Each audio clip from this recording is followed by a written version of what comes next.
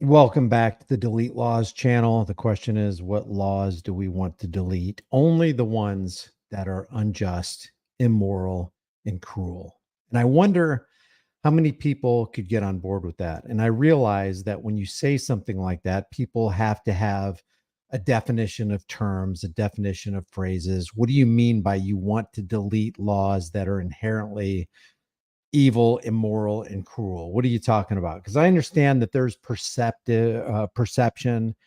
I have a certain perception on how I think life is. I have certain beliefs. I have certain ideologies, and there are billions of others who have their own perceptions, beliefs, and ideologies. And I understand that one of the fundamental essential building blocks of having an argument is that the people engaged in the argument have different perceptions. They have different perspectives about how the world operates and what they think injustice is, what they think justice is.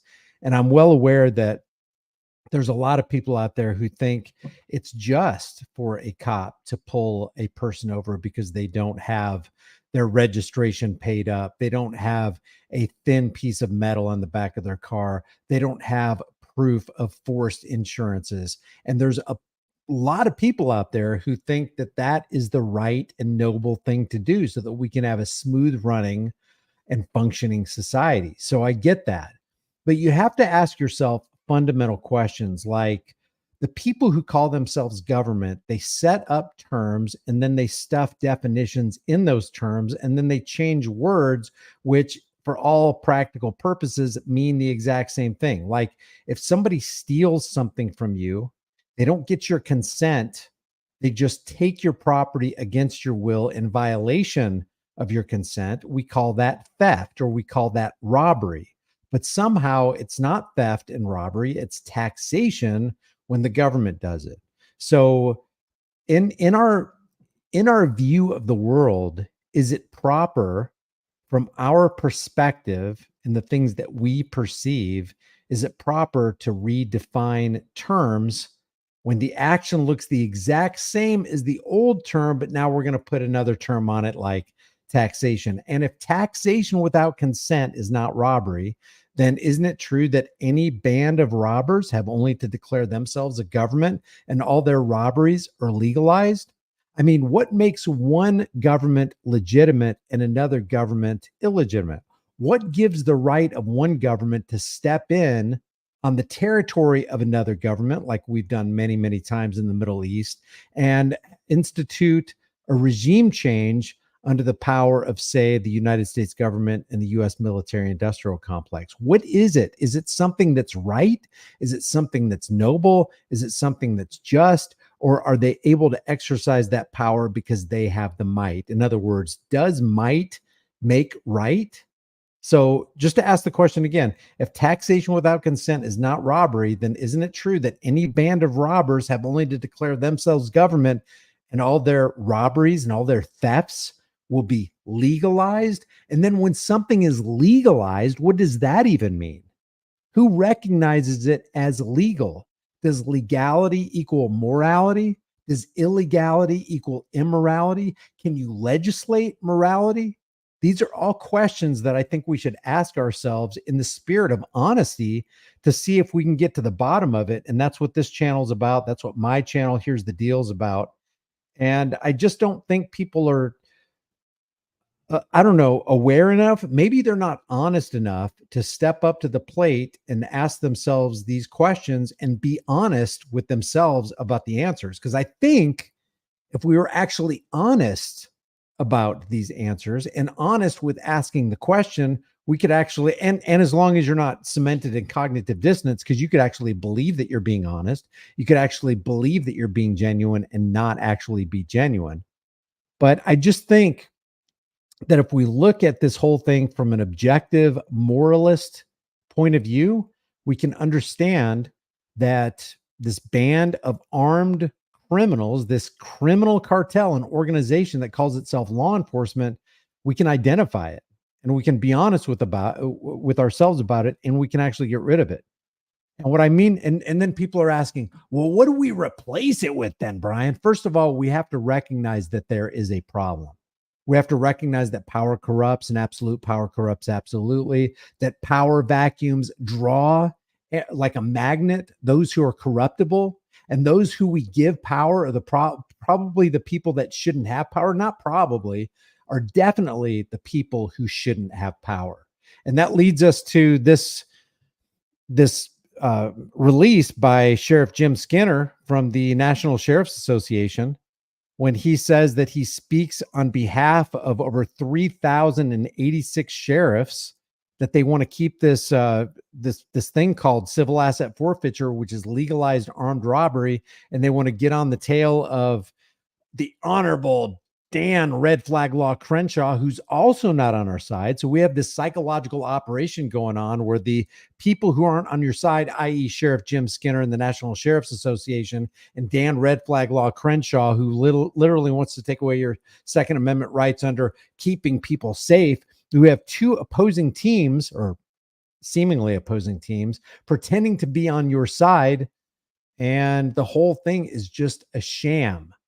So Sheriff Jim Skinner, along with 3,000 sheriffs across the nation, want to keep this thing called civil asset forfeiture, which we can come up with another term for it that's more accurate, legalized armed robbery. Do not institute HR 1525, Jim Skinner, and 3,086 sheriffs say, not just the deputies, 3,086 sheriffs. The deputies are the underling of each and every sheriff. So if the sheriffs are wanting to keep legalized armed robbery under the guise of getting rid of the Mexican drug cartels, or at least pausing them, if the sheriffs are not on board with protecting the freedoms of Americans, then the deputies won't, because a stream can rise no higher than its source, and all crap flows downhill. So if it's flowing downhill from the sheriffs, guess what's happening to America through the deputies? The deputies are taking away rights under the auspices of the drug war, with the power and strength of civil asset forfeiture or legalized armed robbery against you and against me, which means they can steal your property, whether it's your car or your house or large or small sums of cash, in the name of getting rid of the Mexican drug cartels. And they can do this without charge, without trial, and without due process of law. And people are probably sick of me saying this, but we have documented proof that no sheriff in the United States of America is on the side of any American as long as they want civil asset forfeiture as part of their arsenal to take down the Mexican drug cartels. How much evil has been foisted and offloaded onto the American people? How many men and women are in prisons right now? How many children had to go to CPS because of the drug war? How many lives were ruined? How many jobs were lost? How much economic terrorism was launched against the American people in the name of Nixon's war on drugs? We are literally in Nixon's world of the war on drugs. I want to hear your thoughts about that. And I especially want to hear the thoughts of people who are anti-auditors, or they call them, they're anti-frauditors. They call them frauditors. And I am on board with, there are some auditors out there that make America look real bad. If not in their attitude, definitely in their approach, treating people the way they wouldn't want to be treated, being completely ugly, being dishonest, lying. I'm not for that. I'm not on board with that. But I don't want to see people who haven't committed a real crime and left a real victim. I'm not in favor of seeing those people in prison. Like Chille, like Hendry, like Flex just got out, like Press with Rankers. He's on the chopping block. I think some people need to change their approach, because we already know that cops and judges are ego driven. So we need to make sure that we present ourselves and put our best foot forward for a potential jury who basically has your life in their hands. You want to present yourself as the sane one, as the rational one, as the one who has knowledge in the room, as the adult in the room. You want to be the one who extended that handshake of brotherhood, that red carpet, giving the opportunity for the cop to do the right thing, for the judge to do the right thing. Let people know that you're a compassionate human being who has the ability to be respectful, whether respect is due or not. I think we could go a farther way by not trying to tell people how great we are and how big of an audience we have and how many views we've got and how knowledgeable we are about certain things. Yeah, have the knowledge.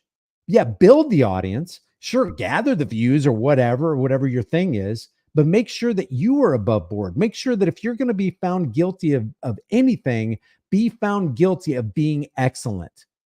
Be found guilty of being respectful. Be found guilty of being a lover of true transparency and accountability, not just for others in uniforms with badges on, but also for yourself. Be that excellent individual, because I'm telling you, excellent individuals are becoming more and more rare in our society. So getting back to my original question, if theft is theft, isn't theft by any other name? Say you want to call theft something else. Say you want to rename robbery, but the action is the exact same. If taxation without consent is not robbery, isn't it true then that any band of robbers have only to declare themselves a government and all their robberies will be legalized? And if it is declared legalized, is it right?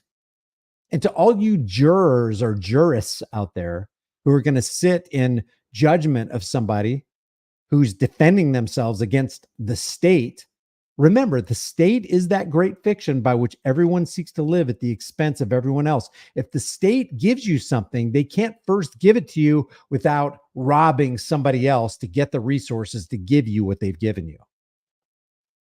We got to break free from the system. You know, you can call it the matrix or whatever, the beast system, whatever you want to call it. There is something evil afoot, and it's going on 24 hours a day, 7 days a week. And most people, you know, most of our fellow countrymen seem to be, they seem to be just fine with it. Ruled and governed by apathy and indifference. It just seems like people don't care. And for some reason, when you stand up against the tyranny, you are called an extremist. Well, guess what? Truth is extreme. And to attempt to make it moderate is to lie. You're being absolutely dishonest if you try to water down the truth, minimize it, make it look like it's not so threatening. Guess what? Truth is treason and therefore is threatening in the empire of lies. Truth is the new hate speech. They will literally say, you're a hateful person. You're a cop hater. You hate judges. You're a hater, just a hater. And all you are is a fact gatherer. You're a truth seeker. You don't claim to know all the facts. You don't claim to have all the knowledge, but you want to change this world for the better. You want to be changed by the truth. You want to change the system. You recognize that we do want a safe and secure society, but not at the expense of giving up liberties to do it. Do you want to give up liberties? All you anti-auditors out there. Yeah, I'm on board with you about some of this stuff. Yeah, there's some people, it's downright embarrassing to see how they treat their fellow human beings, especially when they step across the line away from the public sidewalks and public buildings into private businesses. It's embarrassing. It's disgusting. I've been a business owner on multiple businesses before. I wouldn't want somebody to come in my brick and mortar and do what they were doing. You know, and if you ask them to leave, they don't leave. And they continue to try to assert their right. No, I can do whatever I want to in your establishment. Anything my eye can see, I can record. Yeah, that's being a pretty ugly person. But it becomes more obvious when you're on a public sidewalk, just exercising your right to freedom of speech, which the government functionaries swore to protect, defend, and uphold. And then they do the exact opposite. And all you anti-auditors out there applaud. and then you launch ad hominems against people who are just trying to stand up against the man, you're being robbed too under taxation. Oh, I'm absolutely fine with that. Why? Why are you fine with that? In my experience in life, people are fine with tyranny and people are fine with ugliness and people are fine with immorality because they're kind of committing that stuff themselves in their own lives.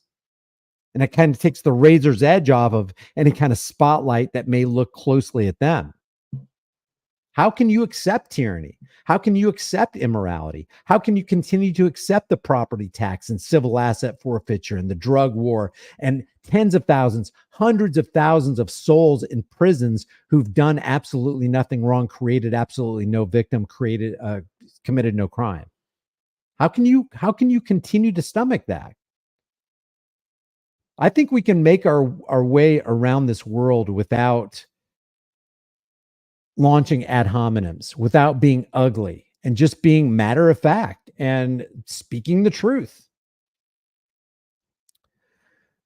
Well, truth is always going to be treason in the empire of lies, and truth will always be the first casualty in any war, including the information war. So leave your thoughts about this. I want to hear what you have to say about this. I know this was kind of a long rant, but I felt like it had to be said because I want more people on our side. And I don't want it for selfish reasons. Well, maybe it is. Maybe there's no such thing as 100%, altruism. Maybe there are ulterior motives because I do want to be free. I don't want my door knocked in. That's a selfish reason. I don't want my door knocked in at 3:30, 4 o'clock in the morning while I'm trying to sleep and my kids are safely tucked in. I don't want any of that. I don't want to be flashbanged, my dog shot, my family put in jeopardy. I don't want that. So it's not 100% altruistic, but I do think that we can get more people on our side if we start acting a little bit more rational and accountable ourselves and stop being so freaking ugly. And I am talking to auditors on that. If you think that's off base, I want to hear about it. I don't see how it can be off base though. Now, if you're standing on a street corner and you got a camera and then somebody gives you a hard way to go because they're like, you stuck your camera in my face. It's like, no, you stuck your face in my camera. Well, that script writes itself, doesn't it? And I don't have a problem with that. People are being surveilled in 50,000 different ways every day, including satellites, Google cars, surveillance equipment, body cams, dash cams, and they got a problem with your camera? What gives with that? You got to be kidding me. You have a portable tracking device wherever you go, and you got a problem with a guy on a street corner videotaping public buildings, and you just so happen to be in the way? They're not there to record you. So leave your thoughts about this. I want to hear what you guys have to say. So welcome to the Delete Laws channel. I didn't expect that to be such a long rant, but I want to go over this video right here. This is home surveillance camera shows officer lied on report when charging man with major crimes. Now, this happened some time ago, 3 years ago, but it's still pertinent today because this kind of thing still happens more than you can possibly wrap your mind around. Listen to this.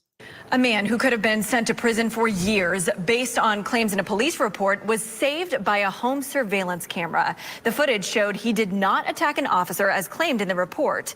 ITV investigator Adam Walser spoke to the Lake Wales man and hears from local leaders who say it's not the first time they've heard complaints about heavy-handed policing in their small town.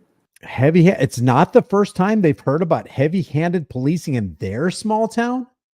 How many times have you heard about heavy-handed policing in your town and other towns on a daily basis? I mean, YouTube and Rumble and BitChute and all the social media platforms, Twitter, all of them are rife and filled to the brim every single day with new occurrences of some guy with power and a badge and uniform doing something bad to his fellow human being and getting away with it. How many times have you heard this? How many times do we have to hear it to realize, hey, this is not just a serious problem. This is systemic. It's not just one police department. It looks like it's all police and sheriff's departments across the nation every day of the week. Let's go. stopped at a stop sign right here on 3rd Street, and I noticed the officer behind me way before I even stopped. Chris Cordero was driving to Publix February 8th to pick up medicine for his young son when Lake Wales police officer Colt Black pulled him over.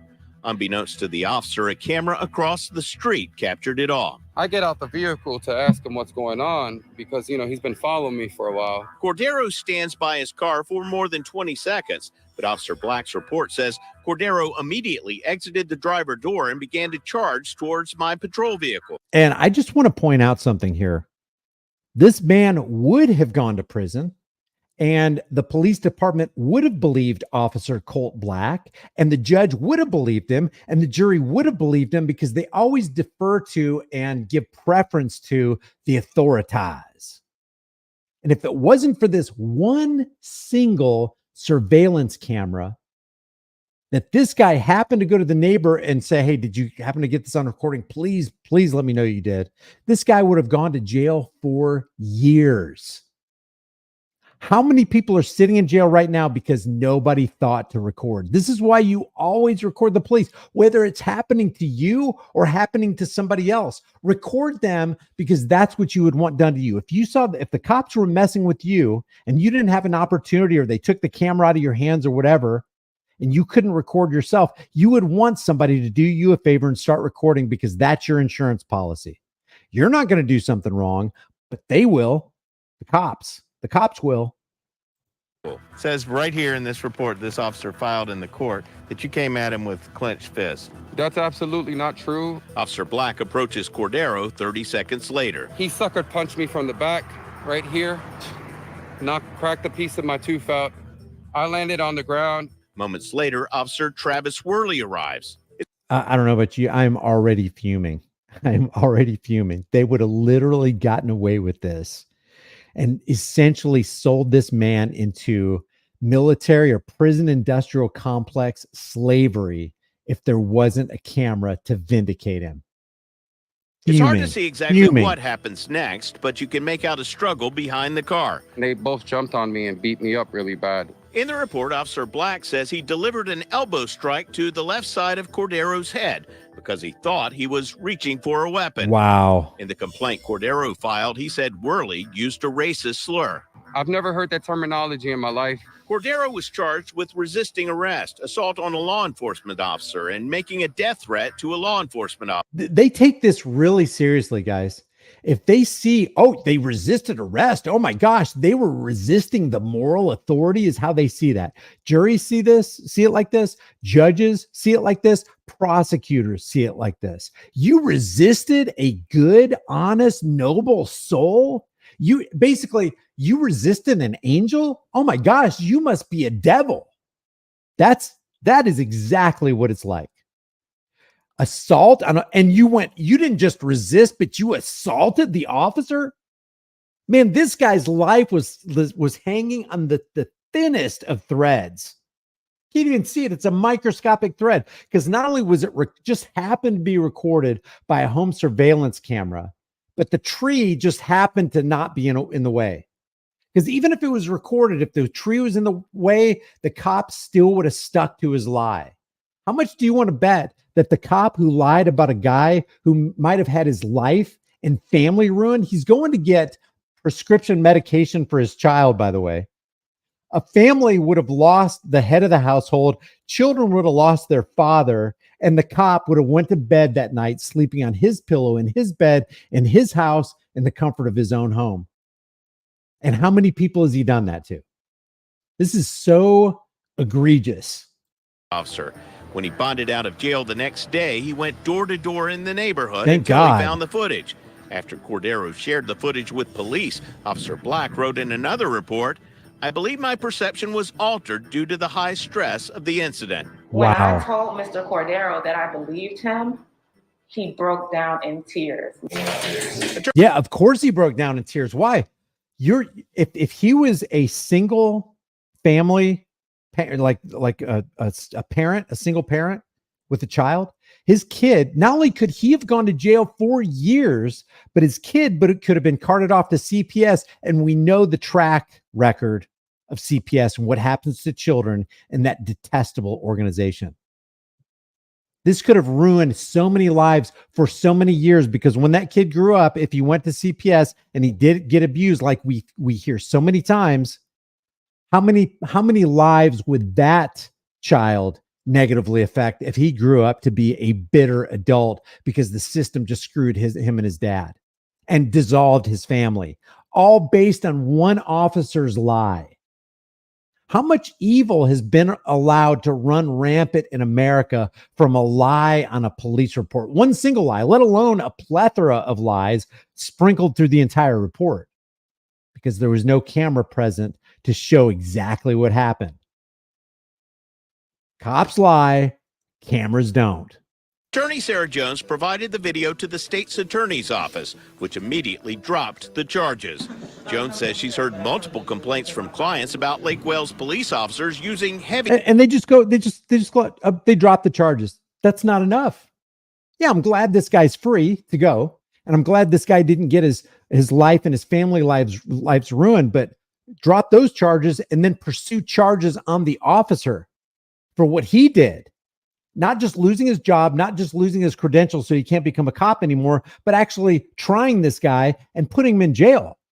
How about that? That would be justice. But you don't see that. You hardly ever see that. Why?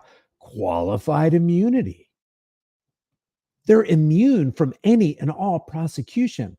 They can commit and get away with active police criminality. And I'm using active police criminality as a quote that came from the Mullen Commission when they found out that there was nothing good in the New York City Police Department, that it was systemically corrupt from top to bottom. Heavy-handed tactics. These officers who have issues with power and control target people who they know won't be believed. Yep. Do you feel like that the leadership at that police department realize that there are potentially some bad apples on the force? If I'm to answer you honestly, yes. They know. I hate it. I hate it. Potentially some bad apples on the force. Well, if they recognize there are bad apples on the force and they only reprimand them or give them desk duty or give them paid administrative leave, which is a paid vacation, then they are part of the problem too. And I'm talking about the higher ups. I'm talking about Sergeant Black or Officer Black's boss and Officer Black's boss's boss. It's systemic. When you know a guy like this is on the force and you don't prosecute him to the fullest extent of the law and put him in jail, you are the problem, Sergeant. You are the problem, Lieutenant. You are the problem, Captain. How can they not? When I stood at the city commission podium, when I stood and I talked to them and said, I'll tell you, I'll show you, come talk to me. I'll let you know who they are and what they're doing, and I'll help you build the cases against them. We requested an interview with the police chief, but he declined, citing an ongoing internal investigation. In an emailed statement, the department confirmed that Colt Black resigned effective February 10th, and that Travis Worley had been placed on administrative station duty. The I-team has uncovered both. Not good enough. They should pursue these men. They should apprehend them. They should put the torture cuffs on them, throw them in the back of the patrol cruiser, get them down for fingerprinting, and throw them into a cage like they did to Karen Garner and make fun of them outside of his cell or their cells.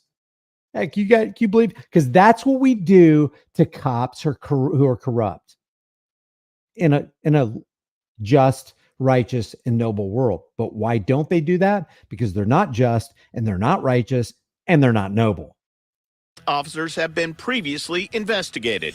2 complaints against Black were investigated and closed without any action taken because the investigator found he did not violate policy. So he's got a history of criminality already, and we already have a history of back scratching and, we're going to look the other way on Officer Colt Black here. And then what do you expect him to do? You didn't jail him. You didn't take away his property. You didn't take away his pension. You didn't do any more than slap him on the wrist. And not even that on this right. Well, we didn't find any wrongdoing. We investigated ourselves. Our thin blue line. He's a fellow lodge member, so we didn't see him do anything wrong. Imagine that. Black was disciplined in 2018 for an unauthorized vehicle pursuit. Worley, named Officer of the Year in 2019 and past president of the Lake Wales Police Officers Association, Oh my God, has been the subject of 4 citizen complaints and 2 internal investigations. but he's the officer. If he's the officer of the year, it reminds me of Officer Matt Schneider. Remember him? They highlighted him on Cops or Live PD a month prior to what he did to Johnny Wheatcroft in Glendale. They hold these people up. I'm telling you, if you see an officer of the year already, because of history, because of what we know in history, if you don't learn from history, you're doomed to repeat it. Those people who are put on a pedestal as an officer of the year, they're probably the worst of the worst because they're trying to hide their corruption, it seems like, in plain sight. Always getting accolades, always got the plaques on the wall. They're always the ones moving up in rank. They get the higher salaries, they get the awards, they get the notoriety, officer of the year. And then you look in their history and it's like, oh, this guy's got a lot of complaints. And then he did this to this guy. He was willing to put this guy's life and his family's life on the chopping block. And you let him go? Including 2 allegations he used racial slurs. The president of the Police Benevolent Association said Worley was cleared in both instances. In this complaint, the Lake Wales High School principal emailed the police chief about Worley, alleging he used a racial slur in front of students, saying, quite simply, he is not the same caliber as the other officers I know are. Not even close. The complaint was investigated by the deputy chief, but no wrongdoing was substantiated. Of course not. Well, don't worry. We're going to investigate ourselves. What if you use that excuse on a roadside traffic stop? Sir, do you know how fast you're going? Well, I don't know, officer. I'll tell you what. I promise I'm going to investigate myself and I'll give you a call back. And then you just drive away. Well, we know that's not going to work. That's not going to wash with that cop. They will hunt you down. But somehow it's supposed to work when they tell you that they're going to investigate themselves. What a laugh. Worley was also the subject of an internal investigation after an African-American female officer accused him of using a racial slur while on a call. The report says investigators were unable to prove if a racial slur was used by Officer Worley, but investigators found evidence Worley used multiple profane words while in a heated argument. He was suspended for 8 hours without pay. 8 hours of suspension.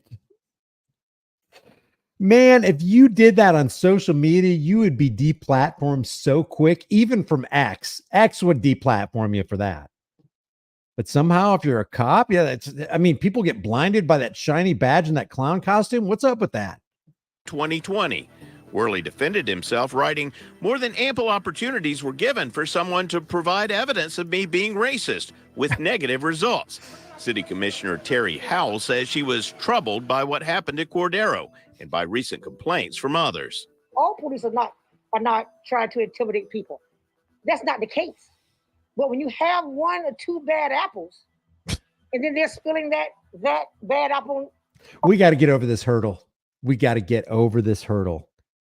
It can't be 1 or 2 bad apples, because if those 2 bad apples are allowed to stay in that crate, then the people allowing them to stay in that crate or that bushel basket are bad apples themselves, which means there's way more than a couple bad apples. And if the guy at the top of the food chain is allowing the bad apples, then there's way more bad apples than you can possibly shake a stick at. To other officers, then that butt start growing. Howell made a proposal for police body cameras more than a year ago, but it failed to gain traction. But just days after Cordero's arrest. And what good is that? If you have body cams, if you issue cops of body cameras and you make a policy where you got to wear these body cameras, where's the policy that says you are prohibited from ever turning these body cameras off? If they were really interested in transparency, they would have cameras in the courtroom. They would have body cameras that could not be turned off and could not be muted and will never be edited or reformatted or redacted, and will always be up for viewing of the general public. You won't even have to request it. We'll start a website and we'll upload every one of those body cameras every single night to our website so you can see how our officers are doing. No need to request. We love transparency, and that's what we're going to do. Do you know one police department or sheriff's department that does that? Yeah, we have, I'll tell you what, we'll even have a live feed so that you guys can look at it live, so we don't have an opportunity to redact it. Why wouldn't you? I mean, if you guys are that good, if you're that heroic, if you're like the superheroes in uniform that everybody talks about, that thin blue line, you just can't beat them, then why wouldn't you just have an active live feed for every single body camera and dash cam in every single police cruiser on every single cop in every single state in the United States? You would if you loved transparency. Why wouldn't you? The body cam program was on the commission agenda again. A home video was able to capture something that occurred. I do believe that the cams are needed. We've got police that's supposed to protect and serve. They are actually the ones that are doing the home. Yep. They're not serving and protecting. They're harassing and collecting from the rest of us. And they're lying on reports, and they don't care if our butts get thrown in jail for the rest of our lives. They're going to go home and sleep on their own comfy pillow and tuck their kids in at night while my kids are in fear and terror. People have been scared to speak about it. Putting lives before money, that's what I'm thinking about right now.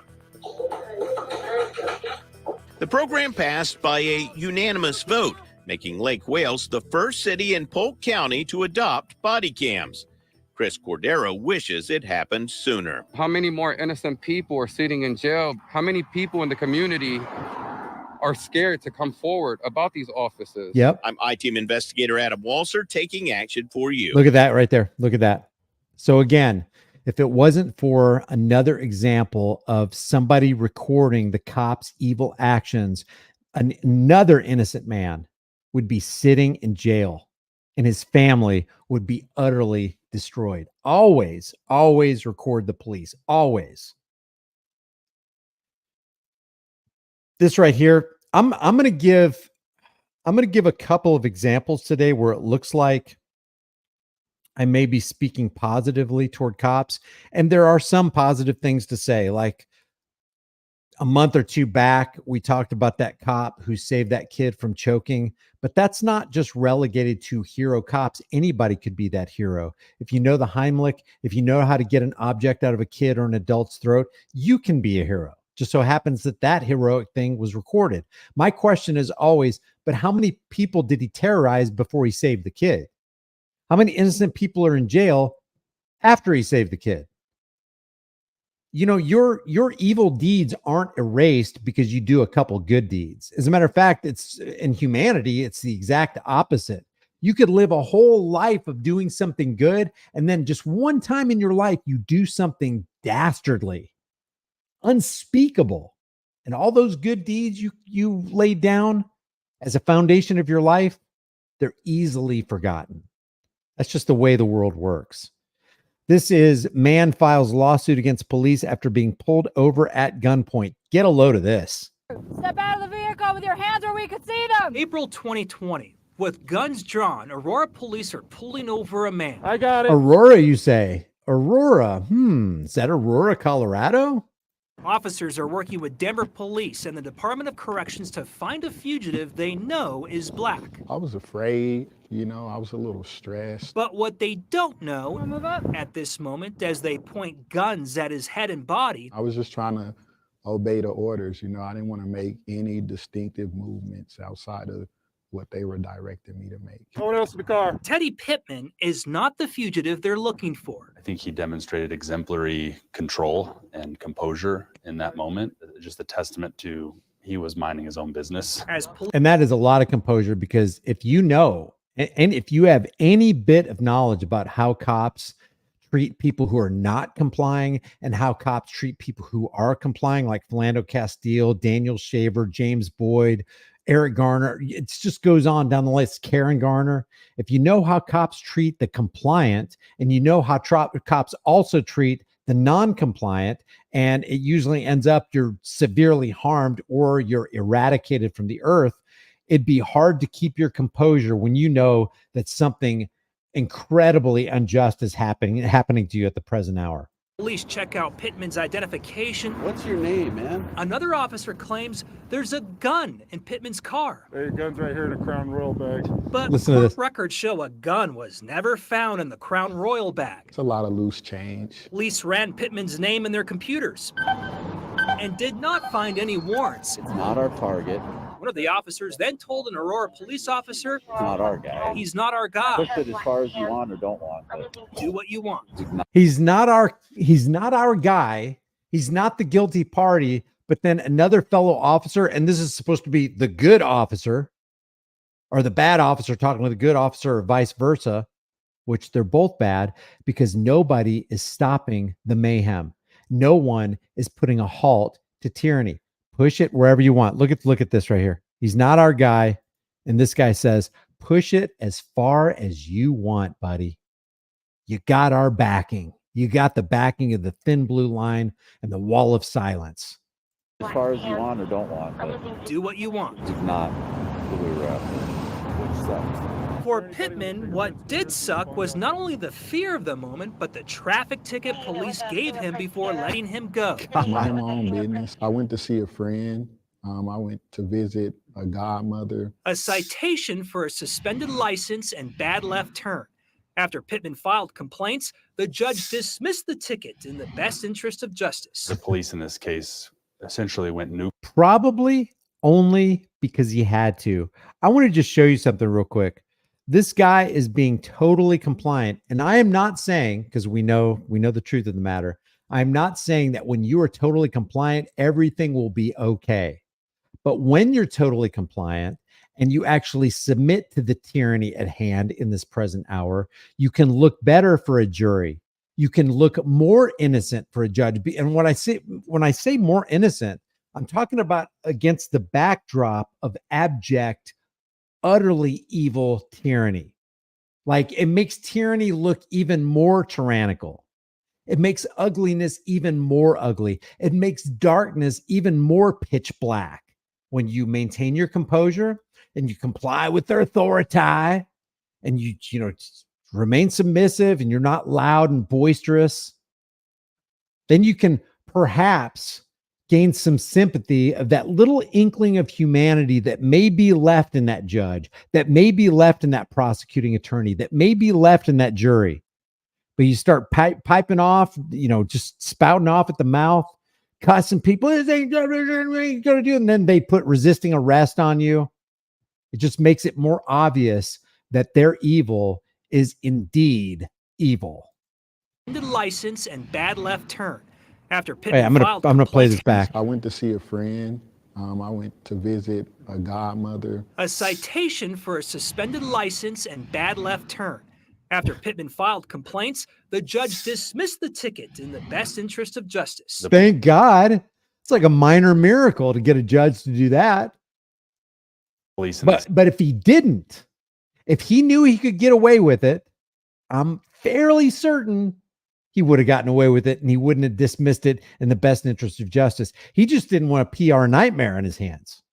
He didn't want to have to face the music and get a bunch of angry letters and posts underneath their Facebook page where they have to shut it down, like they did recently with that girl Vivian Augustus. This case essentially went nuclear on use of force. Through his attorney, Pittman filed a lawsuit against Aurora Police, Denver Police, and the Department of Corrections, alleging excessive force and racial profiling. It was just I think it was just an irresponsible use of force. This stop happened in April of 2020, just a few months after the death of Elijah McClain.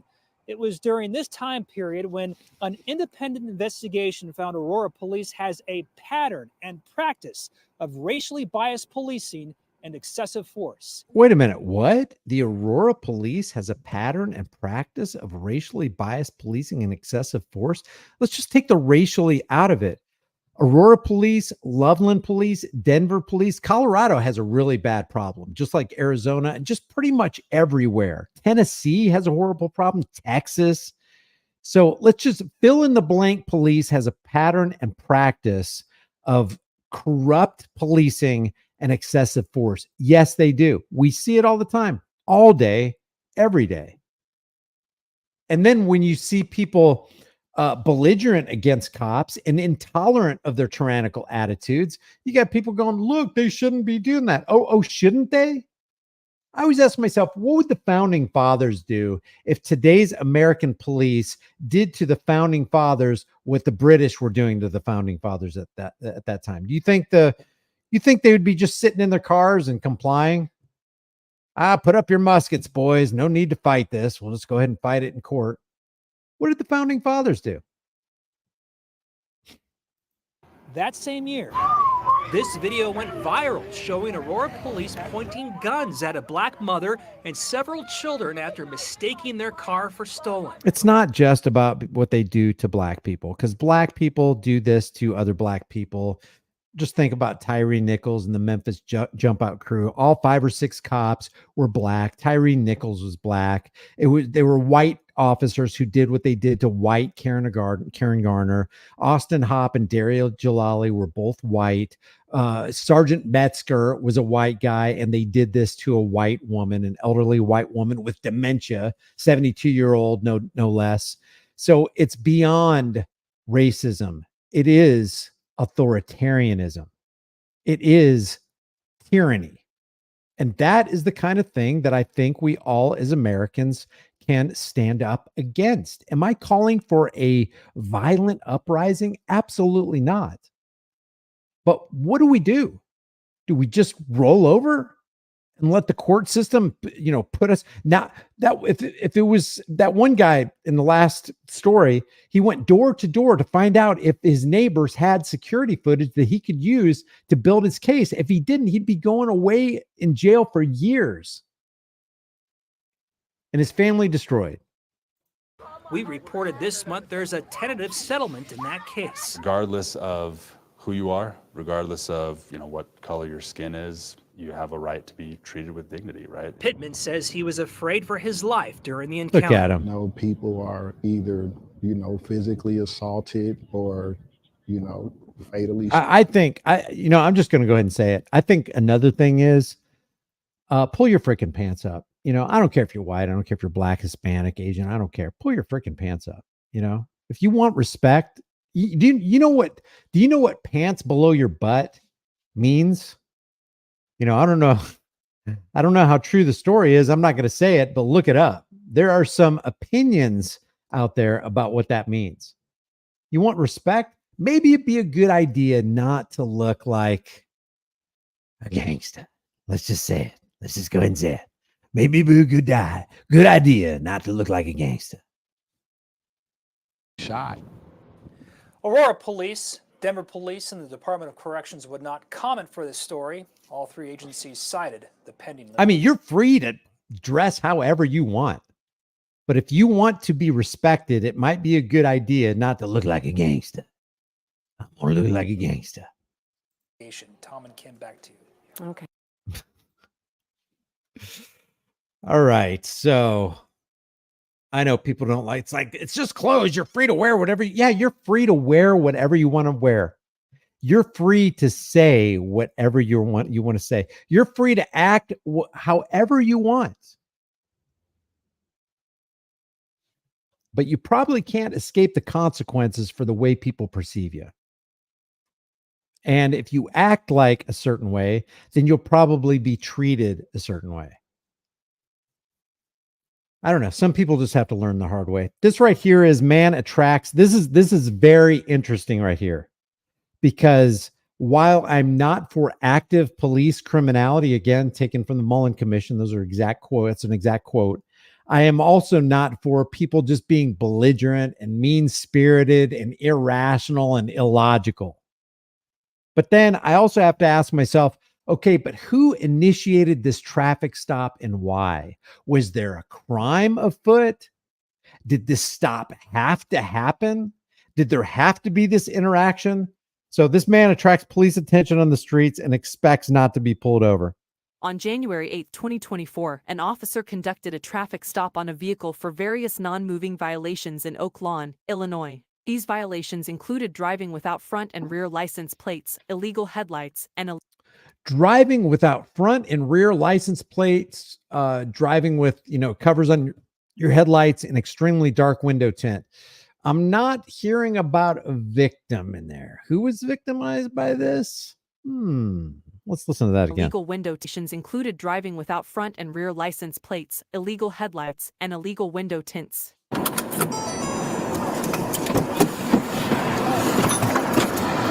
That's a traffic stop. Turn the car. I don't care. What you stopping me for? Because I don't got no plate. I just bought the time. Tints are illegal. Okay, it don't matter. Car.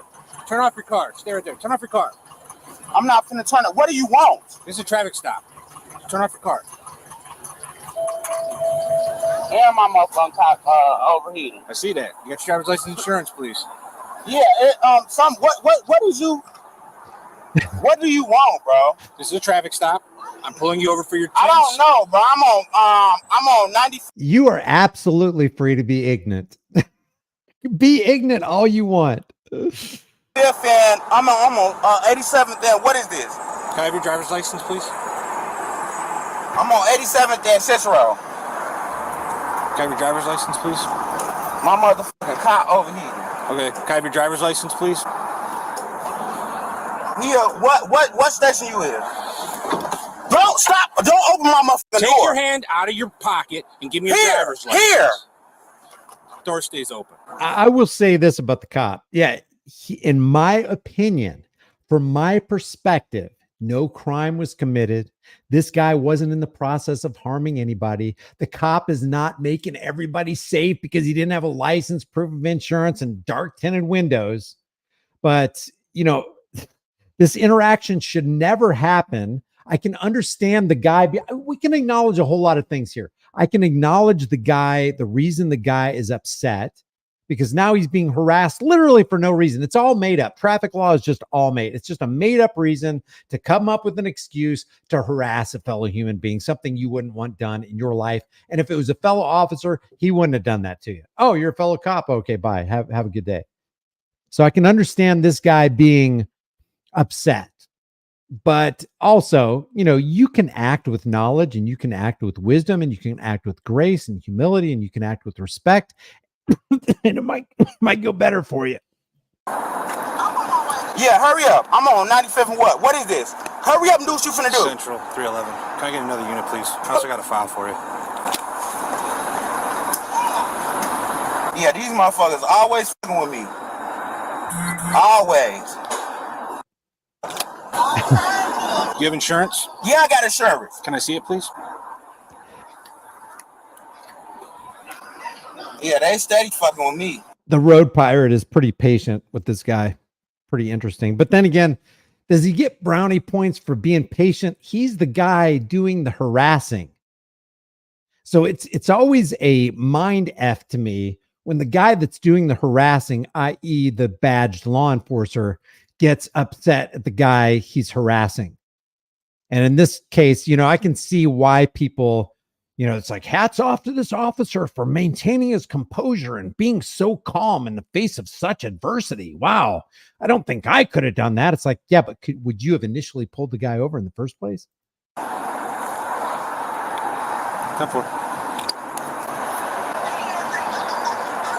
I don't know. He ain't following me for shit. I was on 87 Central.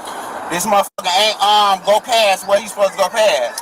Do you have insurance, sir? Yeah, I got insurance. I told you I had insurance. Can I see it? I'm asking you to see it. You're yeah, not I'm finna pull that for you right now. Okay. Well, if you answer me, I don't have to keep asking the question. And don't ask me no more. There you go, right there. This guy's yeah, being... Don't grab my phone. Look at it. I can't see it. Okay, it don't matter. Look at it. You can see it right here. Okay. Look at it. I'll just write you a ticket. No, you're not gonna write me shit. Here, look at it. Stay inside the car.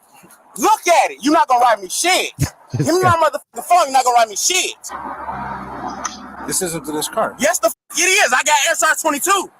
Yeah, but that's not. It don't matter. I got SR 22. All right, write your bitch ass thing. Do you own your home? And it's just not wise. It is just not wise to act like this. When you start acting like this and you got a cop that you know has a fragile ego, you better hope he doesn't act on that fragile ego. Just not, it's not walking in wisdom. Keep the car off. What's your badge number? Keep the car off. Don't move the car. What's your badge number? That's a lawful order, by the way.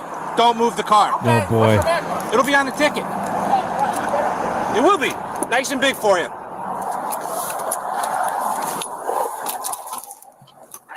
Oh boy.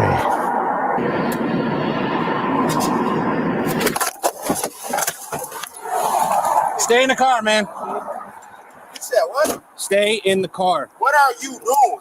I'm writing you tickets. You're For staying what? in the What car. are you writing me tickets for? I'll explain to you when I give them to you. Get in the car. Give me my license. Get in the car.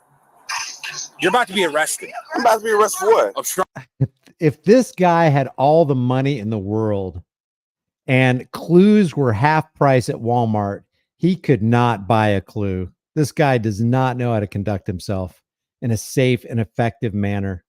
And I'm going to tow your car. For what? You're disobeying a lawful order. Stay in the car. Bro, I'm not disobeying shit. Did I just give you a lawful order? You ain't give me a lawful shit. Stay in the car. Hold on. Let me hold on. Sure. Hold on. What can I do for you?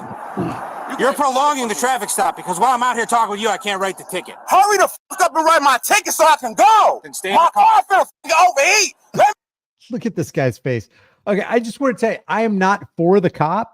I'm not for his thin blue line buddies, and I'm definitely not on this guy's side right here. I believe that he should not have ever been harassed to begin with, and I don't blame him for being as upset as he is, but he's got such a short fuse, it's not going to work for him. Let me the fuck go. Hurry up. Then stay in the car.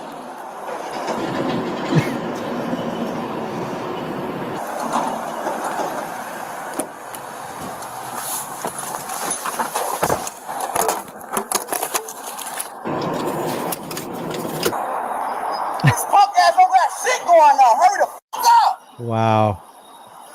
This guy. He's a little upset. Yeah, it's all right. So I've already told him don't move his car. If he moves his car, he's being arrested. Yeah, I got no love for this guy at all. No love at all. But also, I do sympathize with him being upset about being interrupted and harassed by road pirates. Because he was trying to tell them to move and back his car up. I told him if he gets out of his car again, he's being arrested because I've already given him a lawful order to stay inside the car. He's getting more angry because I'm not, so. He probably would have taken off on me if his car wasn't overheating. All of his windows tinted? Oh, very much so. He's got no plates on the car either. Second. He's got no plates on the car. Oh, really? Did you get a VIN? I haven't had a chance. If you guys want to go up there and grab one for me, I'd appreciate it. Hey, sir. Do you have any registration for the vehicle? You said what? Do you have any registration for the vehicle? I just bought it the other day. He already know that. Okay. Can you unblock your VIN? Okay, you can see that. You see that dead ass frog right there? Can I unblock the dead ass frog? You can move it if you want. I can't move that. Okay, can you open your door so I can see the VIN on the door? Go ahead. I think there's a psychological component that we got to point out here. The cops are being so calm in the midst of what most people who would be called bootlickers consider, extreme adversity, a tough situation, a belligerent individual, that they, usually cops get the deference of the general public and people will side with them even when they're doing wrong. How much more when they seem calm in the middle of the storm, verbal storm that this guy is laying on them. This is the power of being calm. This is the power of being rational. Even if you're road pirates and you were the initiators of the aggression and the harassment, this is how you get a whole lot of people to side with you. And this is how this dude right here, the driver operator of this car, is getting the ire of most of the people. Most people with a modicum of common sense and decency will not side with this guy. And most people, the decision will be made based on the actions of the players involved in the video. Okay. Because a lot of people don't have the ability to critically think because they've been mentally neutered through incessant fake stream CIA infiltrated Operation Mockingbird, MK Ultra media propaganda. So they can't parse out, oh, there's two bad guys in this situation. There's a guy who can't control his temper. He doesn't know how to regulate his anger. He doesn't know how to conduct himself with decorum. He's acting like a thug. And on the other side of it, oh, look, the law enforcement officers are keeping their cool. They're keeping their composure. They're being so professional. So most people can't put two and two together and go, well, both parties on both opposing sides are probably cruddy people. They can't parse that out because critical thinking has pretty much been bastardized. I don't know what else to say about it. That's all you finna see is my van. Is it on this side or? No, is it's it on right this there. It's right there. side? Oh, look at that. Perfect. Central 312 is in. 1 George Rob. We might have to get that again because the dispatcher doesn't always hear everything. Okay, well, get it again. What state did you purchase it from? Indiana. Indiana? Okay. Let me make sure that they get it. Central 312. You try that at Indiana. If it doesn't come back, we'll meet all 50. All right, we'll come back up to you in a minute. Everybody wants the best price. I agree with that. It's go time.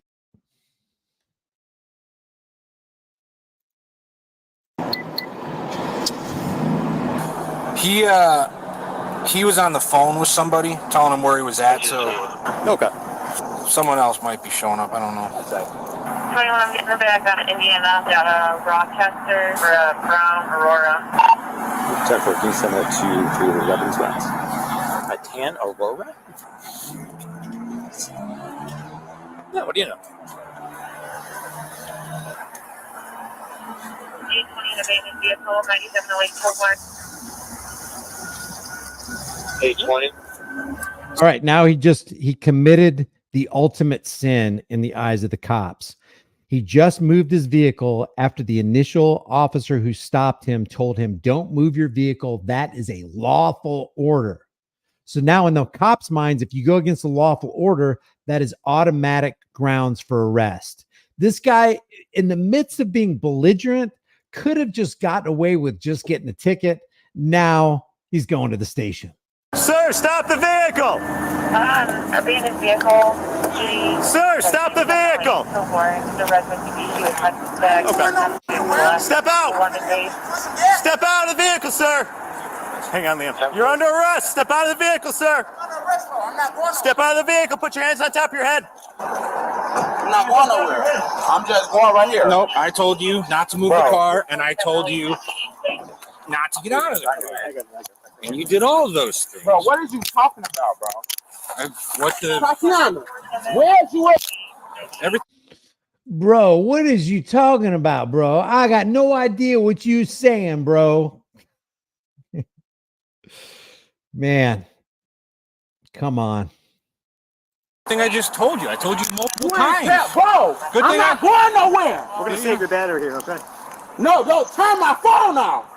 Yeah, let's get. For our safety and yours, we got to shut it off. All right. Step right back here. Come on, let's go this way.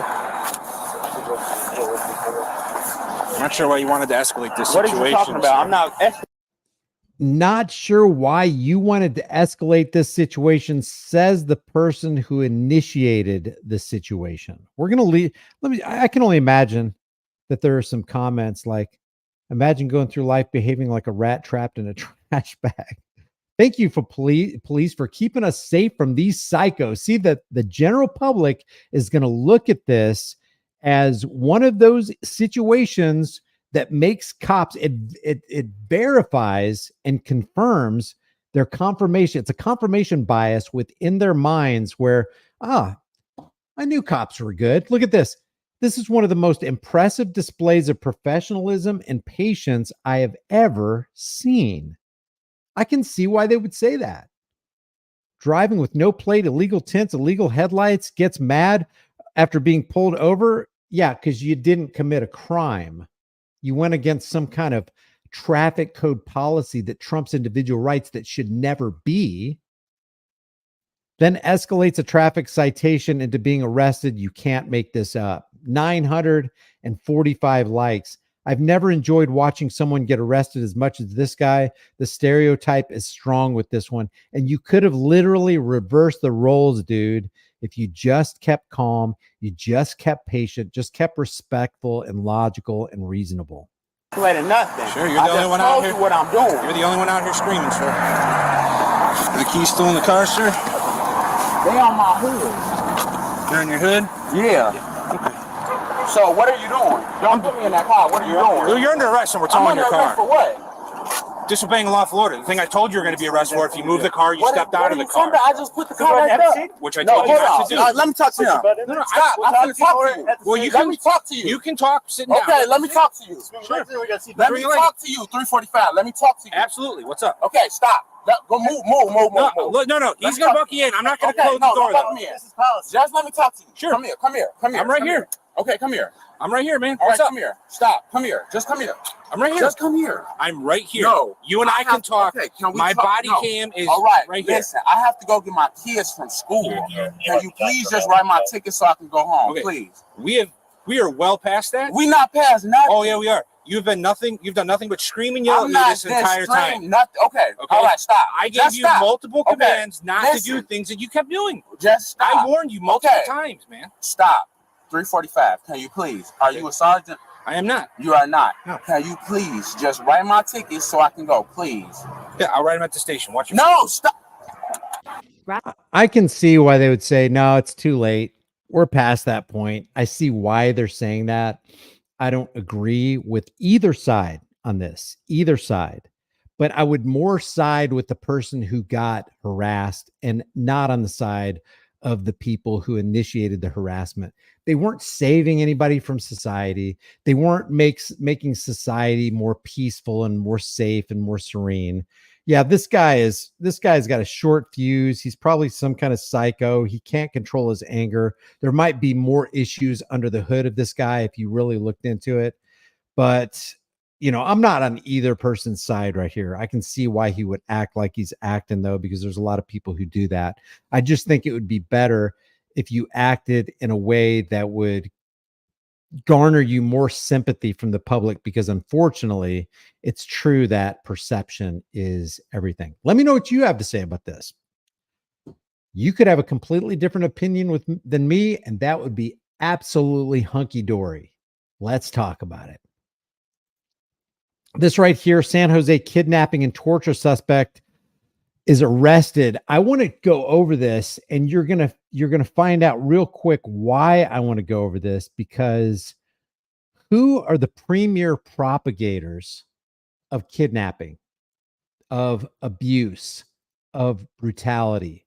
Who is in the position to and takes advantage of victimizing more people than you can possibly shake a stick at? I think you know where I'm going with this, but let's look at this news article, this news story from just a slightly different perspective, shall we? And now at 5, a trio of suspects behind bars on charges including kidnapping and torture. Neighbors say the scene of the alleged crimes was well known to the community. In the middle of the night, when you hear the sounds of, speaker, they're on a megaphone or something telling people to get out of the house. And this has happened like probably over the years. It's been about 4 different times. By the way, who are the gratuitous purveyors of torture and kidnapping? None other than the Thin Blue Line. I mean, they are the kings at it. Nobody comes close. There's no competition anywhere else in your neighborhood. They have a monopoly on theft, force, and violence. And yet, and I am not for theft, force, and violence outside of police departments, but I just find it ironic that an organized crime syndicate and gang is arresting another smaller organized crime syndicate and gang. Police say at least one of the suspects is also connected to an organized crime ring. Good evening, everyone. I'm Heather Holmes. And connected to an organized crime ring, you don't say. Who is the most organized crime ring? I mean, they got their own uniforms. They got their own symbols. They got their own slogans. They got their own utility belts. They even got a little thing with a thin blue line through it so that everybody can readily see who they are and who they identify with. Mike Meeback, police say the 3 suspects held the victim against his will, torturing and assaulting him multiple times. Our South Bay reporter Jesse Gary live now outside the Santa Clara County main jail. And Jesse, this is not the first time this trio has been on the wrong side of the law. Heather, that is right, and all 3 are being held here at the main Santa Clara County Jail, held on charges ranging from robbery and assault to kidnapping and torture. It goes to show that people are really out there doing violent crimes, but our robbery unit detectives, because they did such a thorough investigation, they were able to say, not in San Jose. San Jose police investigators say Duck Wynn, Kim Ho, and Dayton Pham are all responsible for the brutal kidnapping and torture of a victim in February. Brutal kidnapping and torture of victims. What does that sound like? Does it sound familiar? How many people have been brutally kidnapped and tortured and are sitting in cages, tantamount to sitting in someone's basement, who have done absolutely nothing wrong? And we're going to sit here and just be silent about it. And we know they're an organized crime ring, and we know they don't care about transparency, and we know they turn their body cams off, and we know they're for civil asset forfeiture and justifying incarceration under the drug law and traffic law. And we know they trample constitutional rights on a daily basis, but we're not going to talk about that organized crime ring. Yeah, I'm not for this other crime ring either, but come on, who's worse? I mean, do these three people right here have an MRAP? Do they have military grade equipment? Do they have armored personnel carriers? Do they have a SWAT team that will break down your door and go to the wrong address and shoot your dog and flashbang your family? No, they don't. Because if they did do that, you could take them down rather quickly because they don't operate under the guise of any kind of authority. So it's interesting what they don't talk about and what they choose to talk about. Detectives say the trio brought their victim to this home on a quiet cul-de-sac on the 2600 block of Million Avenue in the Evergreen section of East San Jose. Officials say they tortured the man, then released him. A subsequent investigation led detectives to Million Avenue. We've had several incidents of them being police coming to our street. Neighbors described the well-maintained single-story God, home. that is a nice looking yard. Look at that grass right there. There's not one weed in that grass. Look at that lawn. You got to hand it to these organized criminals. They have an excellent knowledge of lawn maintenance, and they employ that knowledge. Wow, that's impressive. Home as a problem property on their block. They say San Jose police have conducted multiple raids for illegal activity dating back to 2012. They were hauling things in and out. We didn't know what was going on, but it was people that didn't live here, and they did not look very reputable. Last week, SJPD's covert response and merge units raided the home again, arresting the three suspects and seizing illegal gambling machines and drugs for sale. It happens right when I rage get up, go work, and I heard a flashbang right next to my room, and I heard the commotion outside. In addition to robbery, kidnapping, and torture charges, Santa Clara County Sheriff's investigators were looking for Duck Wynn in connection to a large retail theft ring. A crew of 13 people targeted stores such as Home Depot and Target from the Bay to the Central Valley. This was not a small operation. This was quite substantial. He's definitely one of the leaders of the organization. He's what we refer to as the fence, an individual that receives stolen property and ultimately compiles it for distribution and later resale. Hey, who else does that? Who else intercepts stolen property and distributes it for resale? What does that sound like? Sounds like civil asset forfeiture, otherwise known as legalized armed robbery. And who does that? Who foists that upon the American people under the guise of, we got to stop the war on drugs and got to stop the criminal drug cartels? They do it under civil asset forfeiture. They take your property without charge, without trial, without due process of law. And while it's a good thing to eliminate somebody like that who is doing that in your neighborhood, because that is criminal activity, it's no less criminal activity when the people who do it have badges and uniforms, come with the authority of the state, and call them the local and state and federal police departments. We got to get to the bottom of what the actual truth is, and we can't be afraid to shy away from the truth. We can't gloss over anything.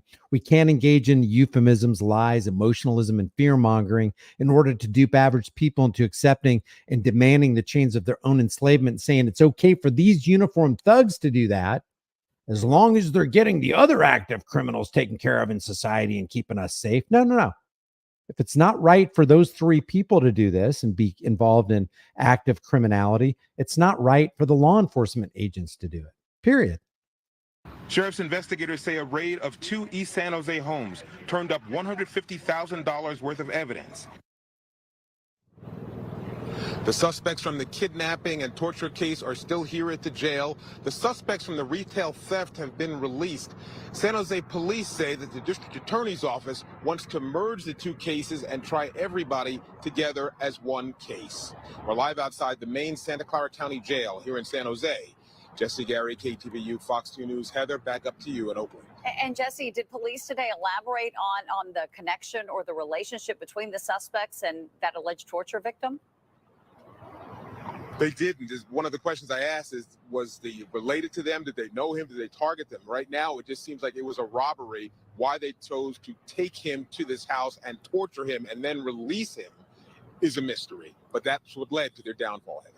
Yeah, so many questions about this case. Jesse Gary. Yeah, so many questions about this case, and we should be asking those questions, and we shouldn't stop asking those questions, and we should continue investigating, and we should realize that those who are capable of tyranny are capable of perjury to sustain that tyranny. It always has been that way, and it always will be that way. So let me know if you think my assessment of this situation is fair, because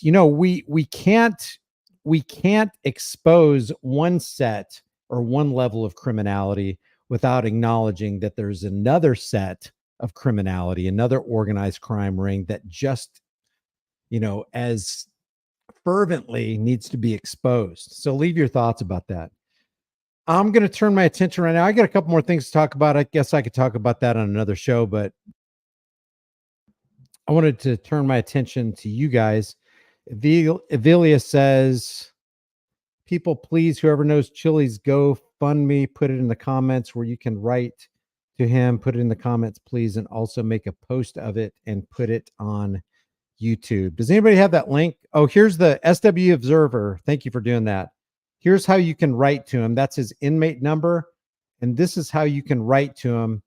And if you want to send him a book, I think it has to go to another address. And if I'm wrong about that, please correct me if I'm wrong.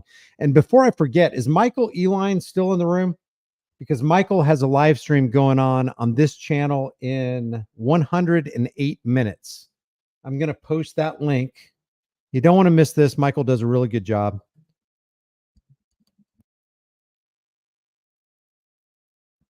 There's the link to the show that Michael's going to be posting. Anybody wants to ride to Jose Chille's SW has the address. Please do so. And don't forget to go to his GoFundMe, please.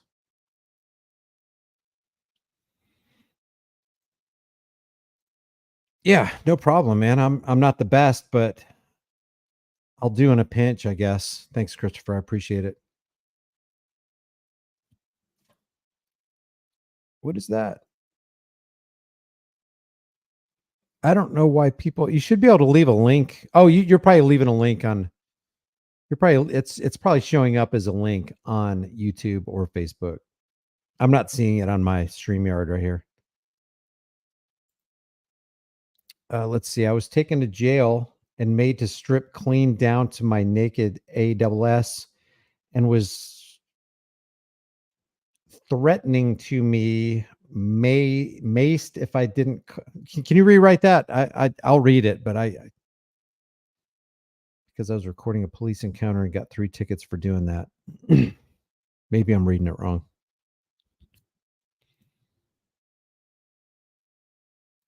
No, I'm not awesome. I'm way below average. If anybody wants to, I don't really have time for a call in today. And besides that, maybe you guys can get a meal before Michael Eline goes live. I really appreciate Michael for doing that. I will, let me see if I can find the link. I don't have it up right here. Here's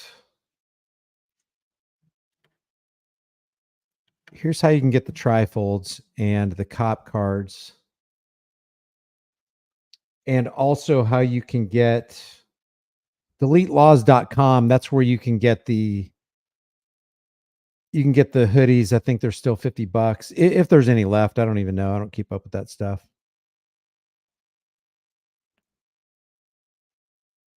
I would, you know what? I think Chille would say this. Don't blindly follow anybody. and I'm not saying you are, I'm not saying anybody here is, but make sure that you maintain the ability to be a critical thinker no matter who you're following. You know, I'm subscribed to a lot of people. I don't like to say I follow anybody, although there's nothing inherently wrong with that. But I do, and there's nothing wrong with being a follower, and there's nothing wrong with being a leader. The thing that I have a problem with is people who try to be a ruler, somebody who wants to rule over you, make laws, and then punish you for not following them. I got a serious problem with that, because that doesn't exist in reality. Now, there may be people who want to be ruled, but if you're somebody who wants to just be left alone, then it is inherently immoral for a person to try to rule you anyway. Don't be a blind adherent to somebody that you're following. I am going to do a video, I think. I don't know. I kind of debate over it because I don't really want to be in a position to defend myself. And that's not where I'm coming from. I'm not so much defending myself as I am asking questions, because you know what? The best of us, whoever the best of us is, can be wrong from time to time, or quite often. The thing that should mark your life is that you maintain a posture of correction, that you don't have all the answers, that you don't have all the knowledge, that you aren't clued into everything, that you have vulnerabilities and frailties, and you're subject to error. So I think one of the best things that you can do in life is maintain that, and also maintain a high level, an exceptionally high level of critical thinking, because if you don't, you can fall into all kinds of error. That's why when Voltaire said, those who are made to believe absurdities can also be made to commit atrocities. Stop believing absurdities. Stop believing absurd things.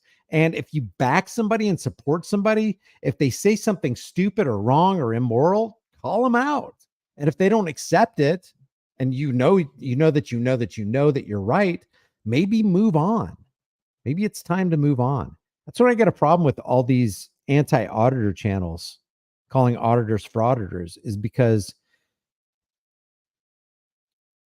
it seems like they have such a disdain for recording in public that they just broad brush everybody into one single category. And I will add a caveat to that. It sounds hypocritical for me to say that, because I broad brush cops. They can look at it from this perspective, and they could be right. Let's see if they are. You know, it's only by talking about these things and having your opinions challenged can you actually come into a deeper understanding and knowledge of the truth, so you can actually walk in wisdom. But I can see them looking at me going, hey, you just said something that is entirely hypocritical. You're saying that people who are anti-auditors broad brush everybody into a single category. Will you do that to cops? Here's why I do that to cops, because they put in writing, and they go to a police academy, and they mouth with their words that they swear to protect, defend, and uphold the Constitution of the United States against all enemies, foreign and domestic. And they violate the very Constitution that they say they're going to uphold when they say ... and we will uphold the laws of the state. That oath is inherently contradictory. Why? Because most of the laws of the state are in direct opposition to most, if not all, of the Bill of Rights, specifically the First Amendment, the Second Amendment, the Fourth Amendment, and a lot of the 10th Amendment. So if auditors took that same oath, I could easily broad brush them into the same category. Every auditor who took that oath is, is basically aligning themselves with a particular ideology that knits them all together. And that's the problem with policing. You can objectively take a look at the genesis of their hypocrisy, point to it, and go, now you tell me how you are going to uphold the Fourth Amendment and the laws of the state. Demonstrate to me that you can successfully uphold shall not be infringed and yet uphold all the laws of, for example, New York, New Jersey, and California. You can't do it. Therefore, you just swore to do something absolutely hypocritical. If you're a hypocrite and you're swearing that you are, with whether you know it or not, you are the worst that humanity has to offer. One of the worst things that you can be in life is a hypocrite, saying you're going to do something and delivering the exact opposite, saying that you are someone, but you're the exact opposite. I am a good and noble and kind person. And you're the exact opposite. You're a bad, evil, ignoble person. Hypocrite comes from the Greek word, by the way, hypokrites, which just means actor or to act. It is the action of acting. You're acting like something that you're not. A cop is acting like a protector and servant of the people. And yet he is a domestic terrorist.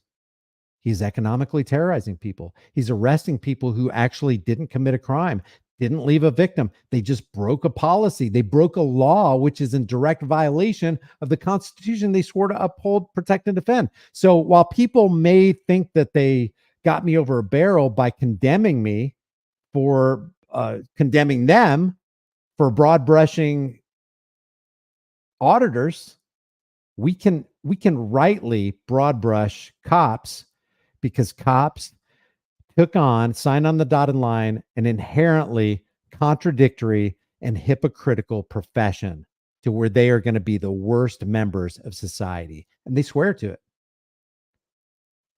So what makes cops bad? Well, it starts with what comes out of their mouth. I swear to protect and defend the Constitution of the United States against all enemies, foreign and domestic, ... and the laws of the state, most of which are evil and cruel and just utterly evil and immoral. So leave your thoughts about that. The truth is indisputable. It is indeed. And the truth is extreme. And to make it moderate is to lie. So to bring this back around, there's a fraud guy who I don't think I've ever launched an ad hominem at. I just disagree with him. And I think he's being an ugly person by launching ad hominems against others, who calls me, quote, an extremist frauditor who defends violent cult members. He says that about me. He says, quote, I'm an extremist frauditor who defends violent cult members. I have pretty much dedicated my life to exposing fraudulent, violent cult members. In the biggest, most fraudulent, most violent, most deadly cult in existence, the U.S. government. So I think it's just interesting that somebody would say that. And I don't think we should ever for a moment stoop to their level, because it just brings us down with them. And they win by demoralizing and dehumanizing you, by getting you into a shouting match, by causing you or pushing your buttons to such an extent, getting into the control panel of your mind and flipping switches and essentially controlling the way you shouldn't act, and causing you to violate your own conscience by acting like them. See, the key is not so much to be right, it's to be moral. The key is to be moral, to be virtuous. No people will tamely surrender their liberties, nor can any be easily subdued when knowledge is diffused and virtue is preserved. On the contrary, when people are universally ignorant and debased in their manners, they submit themselves to every form of tyranny, whether it's an internal or external invader. That's what happens. But when you maintain your virtue, when you maintain your morality, you can't lose. You can't lose when you continue to walk in wisdom, when you continue to apply knowledge. And that's what walking in wisdom is. It's the life application of what you know. It's the life application of the good things you know, and you're putting them into a good practice in your life so that you can make your world good.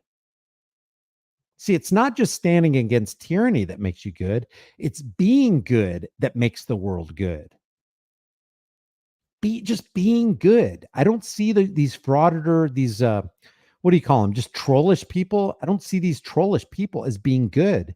I don't see them desiring good. I don't see them pushing for good. I see ad hominems. I see that there are certain things that I agree with them in their criticism and condemnation of these people who call themselves auditors. I can see that.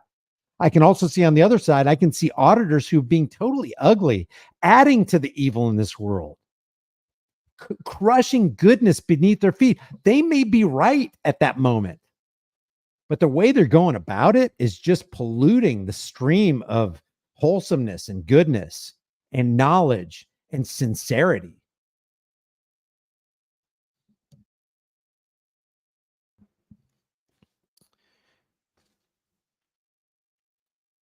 Not all cops are bad. Some cops are going through something in their lives and take it out on other people. We are all human beings. Just because they're cops doesn't mean they're robots. If you're acting as a cop and you're carrying out the laws of your department to the detriment, and most of them are to the detriment of the people, you cannot say that you're a good cop. Show me a good cop who rejects the drug war. Show me a good cop who walks in opposition to civil asset forfeiture. Show me a good cop who arrests a bad cop who is abusing a member of the public on a consistent basis and refuses to do anything that would violate anybody's life, liberty, pursuit of happiness, and property. I don't know of one in existence. So I would disagree with you. You would have to show me proof that there is such a thing as a person who can make a self-contradictory, hypocritical oath to uphold the Constitution and the corrupt, evil laws of the state. I wholeheartedly disagree with you, Pixel. Not in a bad way. I just disagree. And I don't think you're a bad person by saying what you said, but I just think that the statement is misguided because it doesn't take into consideration the facts that are right in our face, in broad daylight, under a microscope. You can see it plain as day if you're just honest with yourself.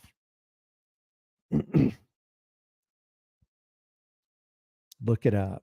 What are we looking up? I don't know. Maybe there's a different conversation going on here that I'm not aware of. That's Chille's GoFundMe right there. Thank you. Thank you, Gloria. Yeah, exactly, Kat. Stockholm Syndrome. Stockholm Syndrome is a fascinating psychological phenomenon where an individual becomes emotionally attached to the point where they'll defend their own captors, knowing that they don't necessarily like what their captors are doing, but they're going to defend them anyway. It's a crazy, crazy paradox. The person who's beating them, torturing them, holding them against their will, all of a sudden gets the sympathy of the person that they're victimizing. It's amazing.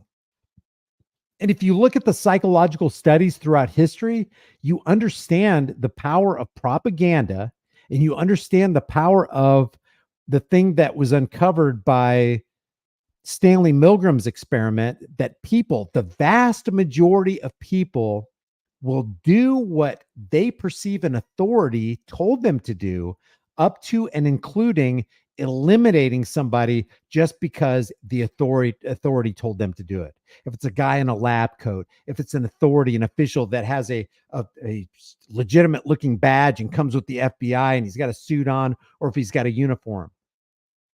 65% of individuals, according to the Stanley Milgram experiment on authority and what people do with authority, will actually obey the authority and eliminate, snuff out the life of another human being just because the authority told them to do it.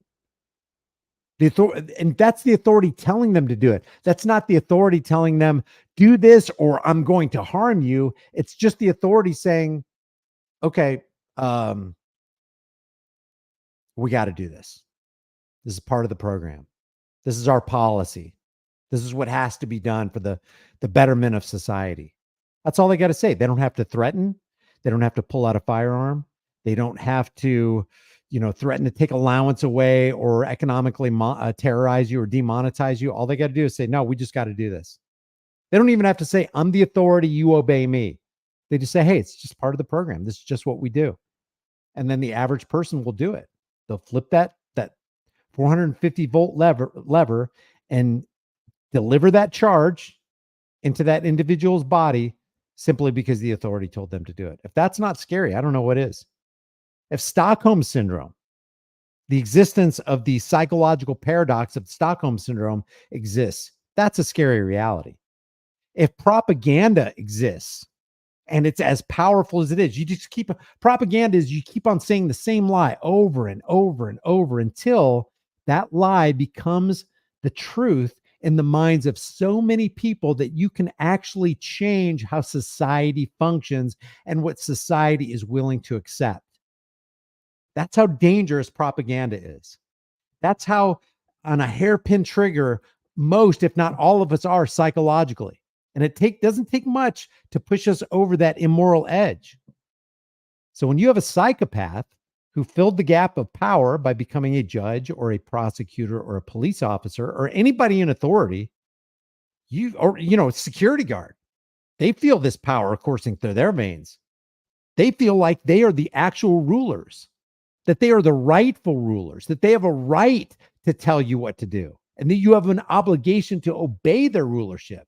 And those people think that they have the right, the divine right, if you will, to punish somebody for disobeying them. You got a serious, systemic, global problem that we all now have to deal with, because now we live in the land of not just the authorities, but the authority sympathizers who have fallen prey to Stockholm syndrome and are going to step in line with what Stanley Milgram revealed in his experiment, that people will just obey authority to the point of offing one of their fellow humans just because an authority told them to do it. So I don't know. Leave your thoughts about this. It's all just so fascinating. The reason I do what I do is because I want more freedom for my children and my grandchildren. I got kids that are going to be growing up in a pretty pathetic world if we all don't get our heads out of our derrieres and do something positive and be good people and resist evil and stand up against tyranny like the forefathers did. So leave your thoughts about this for the world and the global thought police in the comment section below. If you haven't done so already, subscribe to this channel, hit the bell notification icon, give it a thumbs up, share it with everybody you know. The price of freedom is eternal vigilance, and indifference to this notion is the means by which the people have and will secure their own oppression. Let's stop securing our own oppression, and let's start today. I will see you in the next live stream. Take care.